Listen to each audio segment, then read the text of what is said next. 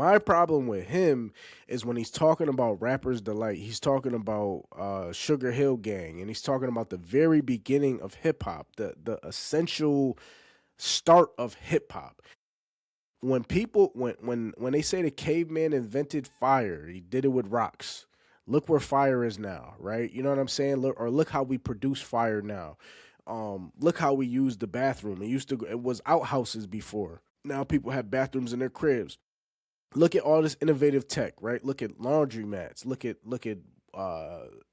microphones. Look how we even record music, right? Look how we sell music. Look how quick we get to music. Look at internet. Look at the phone. My point with this is every time you start somewhere, look at the Mac. The first Mac, big as hell, bulky as hell, heavy as hell. Completely different now. But that didn't mean that Mac was a piece of shit, right? So my point with this whole analogy is sometimes people who are ignorant like this nigga and don't know no better like this nigga, he should have known better because he's already done this, right? But he don't know no better. So here's for me to kind of classify it and break it down for anybody that thinks like this nigga. When hip hop started, it started on the back of disco music and break beats. It started with parties. MC was not necessarily had to be the most lyrical. He was a party starter. He was a person that was using the mic. Sometimes it was DJs, but you would get on the mic and you would say a couple words and no, say ho, ho. Like you would have to do these things so that you would keep the party going because the DJ was the main experience. So go back and do your research, do your Googles. On Sedgwick Ave, that's what they was doing. They was partying, right? That doesn't mean that the message that you're giving as an MC while partying can't be conscious. It just wasn't complex because that was the time, right?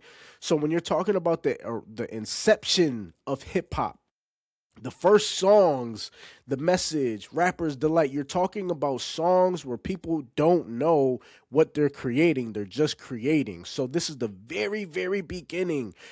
I said the hip hop, the hippie and the hip hop, and you don't stop but rock it to the bang bang. You're doing all of that because that's all party music. Now what you hear is not a test. I'm rapping to the beat. It's me, the crew, and my friends, and I'm trying to move your feet. He's telling you what's going on. He's drawing it up. And I like to say hello, and this is party music, right?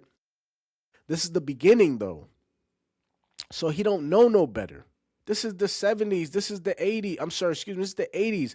They don't know what hip hop is. They haven't seen 2026. We live in 2026. So this is how this works. The first people who create something, I don't expect the first things to be the best things.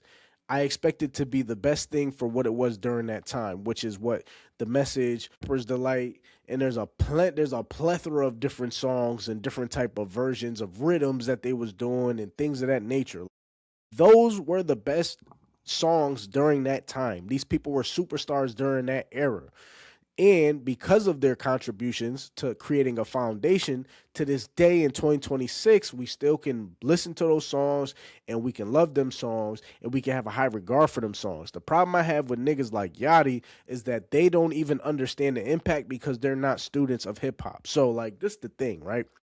Now we're 50 years forward. If your ass 50 years later, if you sound like ass, 50 years after the first records had no concept of what it can be, then your ass, you suck.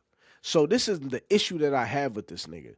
He's speaking from a perspective of niggas who didn't know or didn't see they created the backbone of what we have today. This nigga, he has no reason to be this bad with 50 years of information, right? That's like studying to be a doctor and then you get to the test and this is what it's like. It's like wanting to be a doctor and going to take the test without having to study. Because if you studied, you would know. If this nigga studied, he wouldn't be ass, right? Or maybe he would and just rapping ain't for him. You know what I'm saying? And I'm going to give y'all a prime example of this.